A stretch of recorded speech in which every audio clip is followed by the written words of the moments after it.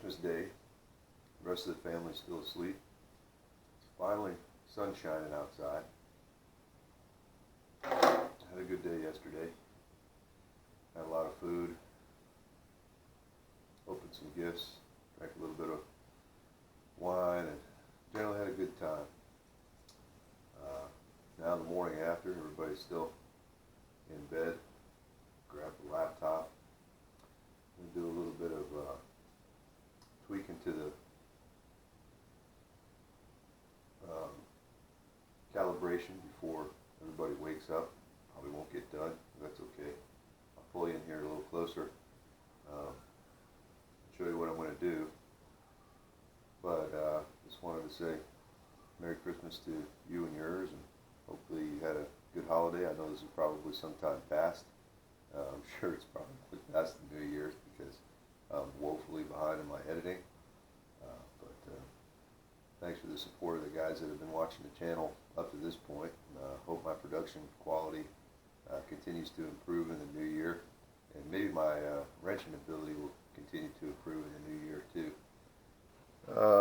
On some of my videos up to this point, you might have seen me doing some recording straight from my desktop, and I'll try to get better at that, but this is a laptop I use to actually load into the vehicle. So I prefer to do it on this, only so I don't have to run it back and forth on a USB stick. Now this is AEM Pro, basically version 1. I've set up a dash this way. As I'm driving, I can watch a lot of my parameters. If you're curious on how to set up something like this, I can do a tutorial on it. It's actually kind of fun.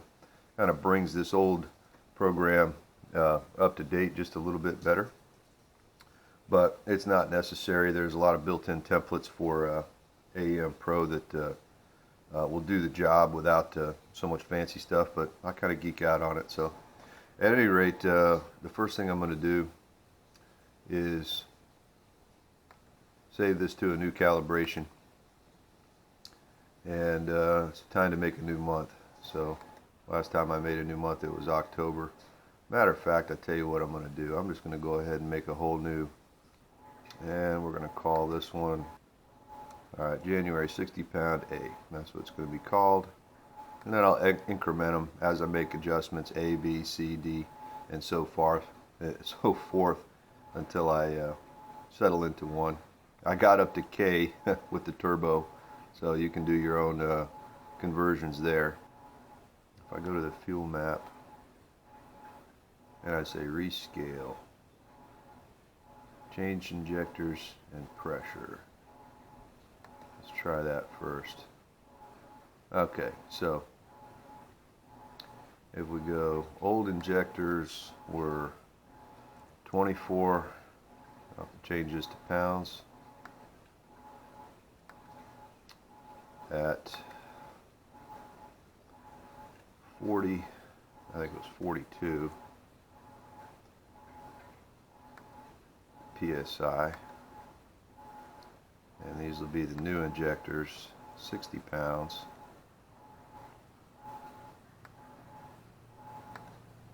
At 42, we'll just keep the fuel pressure the same.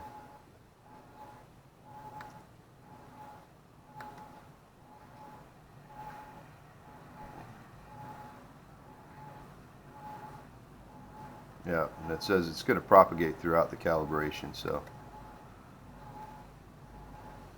Okay, alright, select appropriate injector from injector setup wizard to define battery offset curve, so we'll do that next. The Siemens, I think I'll take these Siemens one, they're probably the same. I know they're a 12 ohm. Alright, we're going to go ahead there. I can always go back and change this. Good morning, dear. Alright, and what I'm going to do is go ahead and save this right off the bat. And my beautiful wife just came out of bed, so I'm going to stop this and resume here in a little while. So, Merry Christmas. Be back at you in a minute. It's back where we left off. I had just rescaled this injector map for the new injectors, and you can see the radical difference in the raw pulse widths. I'm going to reset all these states just so that they're not brown. When you rescale, it turns brown. If you make changes to them, they turn red, and once you reset them, they'll go all back to that. Now, I can't remember if I saved it, but I'll save it again. I'm pretty sure I did. But you never know. All right, so one thing that jumps out at me right now off this is that the old injectors were somewhere around the 22, 23 millisecond mark, which is essentially static at these RPM levels. You got RPM across the bottom, you got load across the top. Right now, the maximum load that I'm reaching is about right around in this area right here. So this line is pretty much maxed. I'm not even using these areas up here yet, mainly because I'm afeared to. So one thing that jumps out at me is that these pulse widths down here, 0.85, 0.85, those are probably going to be within the dead time of the injector, so I'm not likely to get good, well, spray pattern 1, they may not even open because it's so short. So essentially, I'll probably wind up having to chase these around and change them to a little higher, even if that means it's going to be a little rich at idle and in the low load ranges in order to get the amount of fuel I need up here. That was one of the reasons why I went to hooked up the fuel pressure regulator to a vacuum source. If you don't hook it up to a vacuum source, it's basically not going to change much except with barometric pressure, and that doesn't vary a whole lot down here. So once you hook up a vacuum source to the fuel pressure regulator at idle in these high vacuum areas, then it pulls the fuel pressure down, and that'll allow you to use a larger pulse width, which gets you better into the comfort range or the efficiency range of the injector itself. And then once you start adding boost, it'll bump that fuel pressure up, giving you a little bit more. I probably don't need that now on the high range, because these injectors will be plenty for the power levels and boost levels that I'm going to run. They're only at like 8, which is good. That'll bring up something else later on that I'll want to talk about. But for right now, just talking about the fuel pressure, I would hope that in the high vacuum ranges, at least, I might be able to get 2 to 3 psi less than I normally would. PSI fuel pressure, that is, less than I normally would without running it, and that'll allow me to have a larger pulse width in the low regions and get it into that efficiency range of the injectors. Hopefully that made sense. It's off the cuff. The other thing that I wanted to address that really haven't talked a whole lot about is injector phasing.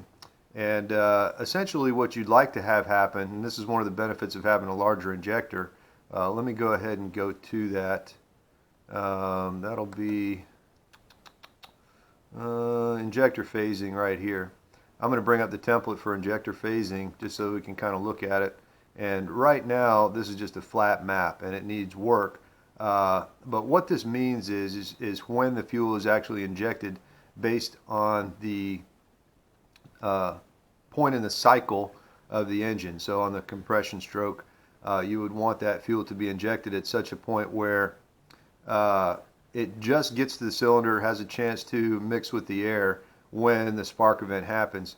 And so trying to find that ideal point, let's say it's too early. If it's too early and you have a large cam, then you could wind up spraying the majority of fuel in and have it go right out the exhaust valve, especially at idle. Too late and it hits the back of the intake valve. So ideally you'd want the injector to squirt fuel into the intake runner with just enough time for it to enter the cylinder and mix with the air that's in there before the spark event happens. And that's pretty tricky to do, and of course because the velocity in the ports changes with RPM, then you're going to have to, let me bring up the table and it might be a little easier to look at. Alright, so these are the injector phasing table, and so there's a formula that you can use based on your cam specs to inject the fuel at the proper time based on where the crank is in rotation. And essentially you start out with this formula and it gives you the somewhat ideal, but that ideal is not going to be best for all RPM and load ranges, just based on the air density, air velocity, and well, mainly the air density and the air velocity and the RPM of the engine. So what you have is a three-dimensional map here of RPM across the bottom and load across the top, or in the y-axis rather, and then these individual values that in this particular scheme equate to a cam timing position. So really what that's going to take is a dyno to figure out exactly where that cam phasing needs to be, because seat of the pants isn't going to do it. what you could do, and what I may do just to try to get it in the ballpark, is experiment around, because if your injector phasing is too early for the cam and it squirts all the fuel, especially because these injectors now are going to be squirting such a small burst of fuel, the pulse width is going to be very low. It becomes much more important to squirt that fuel in at the right time.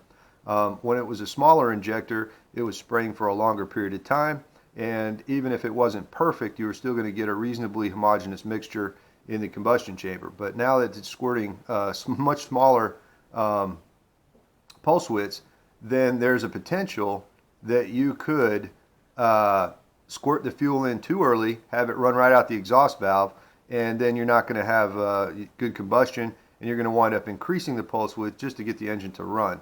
And so obviously that's wasting a lot of fuel, and we don't want to do that. So trying to get that injector phasing just right for these low pulse widths is going to be tricky, and it's going to be something that I'm going to have to work through. And it'll probably take a little bit more research on my part to do the math, calculate the cam timing, and try to arrive at a number that's reasonably accurate for the application. So that right there I know is going to be an issue. We know we've got the timing right, or the injector phasing timing, if that's what you want to call it, if you're using the least amount of fuel to get the air-fuel ratio that you want. And so that's basically going to follow your brake-specific fuel consumption, or your BSFC, to a certain extent, but that's a number that I don't deal with a whole lot because it kind of takes laboratory equipment to figure that out, which I don't have. But if your injector phasing is wrong, that's going to make your BSFC very inefficient. And so it's something worth chasing, and it's worth power, especially in the higher ranges. So that will take a dyno, a steady load-bearing dyno, in order to chase these things around. That's completely separate from your ignition timing, by the way, and I don't want to make sure, I'm going to make sure we're not mixing apples and oranges here. So essentially, just by wrapping this up, essentially by making those two changes, just rescaling the fuel map, and then going to the setting the battery offset, we're going to have a reasonable chance of the injectors running the car. But optimization wise, there's probably a lot of work to do. So essentially, all it did was just recalculate the pulse widths based on the larger injectors and the fuel pressure. So the car should run. But again, if that phasing was way off, then it may not, especially with these tiny pulse widths down here. Less than 1 millisecond pulse width is very difficult for a average injector to manage. So some of your higher end injectors, the ones you pay big bucks for from the more well-known companies, I'm sure can handle these very small pulse widths with no problems. But these are basically Ford parts, and even though Ford probably licenses them out, I'm not exactly sure who makes them for Ford. There's probably made by, I don't know. I won't even hazard a guess, but I'm sure some of you guys out there could help me with that. I'm likely to run into problems with these low. Anything less than about 1 to 1.5 milliseconds is probably going to be a little sketchy based on these injectors. But you know what? We'll find out. Once we get into the idle range, which is somewhere in the 6 range here, I think is where it was idling, I'm up around 1.8 to 2, and that's reasonable. I think most injectors that you buy, even the OEM ones, can manage a pulse width to 2 milliseconds without any big problems. And what's comforting to see is that we're only up in the 8 or 9s, and I'll probably need to bump these up because I did have one bank that was running a little bit lean, and the injector duty cycle is now very small. Something on that, again, since we're geeking out on injector pulse widths and whatnot, is that there's only so much time to inject that fuel. Ideally, at wide open throttle and at max power, you should be able to inject all the fuel that you need to inject while the intake valve is still open. And that's going to vary based on your cam timing, of course. But once you get to the point where your injector is staying open longer than the intake valve is staying open, then essentially you've changed over to a batch fire injection scheme and not a sequential. Essentially, the fuel and air mixture is just backing up against the intake valve, and it's waiting for that next time to come around. Because of the turbulence in the intake tract, there's enough turbulence to where the engine may not even care about that. Essentially, it's just eating a air-fuel mixture and it's reasonably correct. But you know, from event to event, from a combustion event to combustion event, you may have a lean cycle and a rich cycle, and a lean cycle and a rich cycle, based on the fact that on one cycle it's getting fuel from the previous cycle mixed in with the new fuel, and you get a rich combustion event, and then the next time around it might be starved a little bit. And so this is happening on such a fine time scale that you probably wouldn't notice it in the O2 readings, unless you were to like really nail it down to the individual event, and that's very hard to do. So ideally, you would have an injector that could spray all the fuel at wide open throttle, especially, that the engine needed for that particular combustion event while the intake valve is still open, at the exact time where the fuel is going in and stopping before the intake valve closes, but not so early that it's squirting right through in the overlap phase into the exhaust track. So that's the fine tightrope that you're always trying to walk with injector sizing, because if the injector is big enough to do that efficiently at maximum RPM and maximum wide open throttle, then it's probably going to be too big for your stable idle zones. And this is why people wind up going to phased injectors, where you have a second set of injectors that only comes in at high duty, or it's phased in gradually over time so that you can have an efficient idle and then have that extra fuel that you need for wide open throttle without using excessively long pulse widths. I feel like only running to 7,000 RPM at the max, I think my rev limiter is actually at 65, with a V8, there's enough time to do that. Where you really start running into problems with that and the necessity for having staged injection is with small engines that have a high dynamic range, like 4 cylinders that are running a lot of boost. And I'm not the expert on that, but it only goes to, it follows suit based on the experts that are out there that I've researched and listened to. So it's just physics. I think I'm going to be fine with one set of reasonably meaty injectors, even for this engine size. So I don't expect to have a lot of problems with this, but it's just, if you've got the theory, then you can make better decisions on the needs of your engine. So that's one of the reasons why, I decided to run a variable fuel pressure to kind of help that dynamic range of the injectors. Less pressure down low, longer pulse widths, higher pressure up high, shorter pulse widths, and then the elephant in the room is to make sure that injector phasing is correct. That flat map that you looked at just a minute ago is obviously not optimized, because it won't be the same for low RPM and high RPM. I feel like you could probably, RPM is probably the single biggest factor involved there, and so having a earlier injection point at lower RPM and a little bit later injection point at higher RPM is probably going to be the key, but the dyno would really tell the tale. So that's going to be an ongoing thing until I can get this thing on a dyno. We do have a load-bearing dyno in town. I've met the guy that runs it, but I haven't touched base with him to find out what kind of session I'm going to, what I'm going to be looking at for a session. And there's other things that I would look at first, essentially making sure that the fuel map is reasonably correct before starting on that, because that's a whole dyno session to try to get that phasing just right. And there's other things that need to be done first, although that's more important now than it was before. All right, so I've rambled on enough. I hope you guys have learned a little bit of something about that. If I'm way off base, you can tell me, but I think this is all pretty well-known stuff amongst the tuning community. But I haven't heard anybody put it out in such terms before. So I'm going to continue to monkey around with this. If there's any major changes that need to be made, or you guys are curious about how I set up these individual dashes for the different things, let me know, and I'll be happy to put together a little tutorial on how to do it. It just helps make, the templates that come around this, I thought I was done talking, but I'm not. The templates that come with this up at the top are all pretty good, but they tend to be somewhat generic.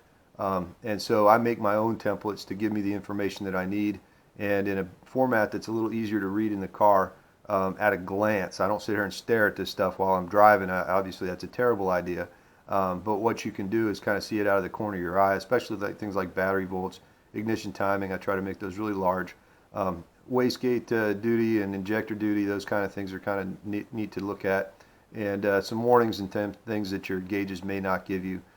These air-fuel ratios, right bank and left bank, gives you what I've set it up for is the actual ratio here, and then the feedback percentage, or how hard the oxygen sensor is working on the left and right bank as well. I like to try to get my fuel map to the point where the feedback, the closed loop, isn't having to add more than about 5% or to take away more than about 5% fuel in normal everyday driving.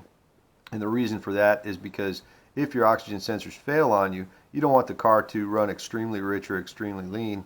And it actually, once you get the maps to the point where the feedback percentage is really low, within 2 to 3%, the car actually runs better in open loop. The feedback there's enough of a lag in the feedback that when you're transient between your accelerations and decelerations and things of that nature, the feedback, even though it's got a delay built into it, can sometimes work at cross purposes. You have to make sure that your enrichment fuel is not being hampered by O2 feedback, and vice versa. And there's ways to do that we can talk about. But what I've noticed is that the transient response with open loop tends to be just a little bit better than with closed loop.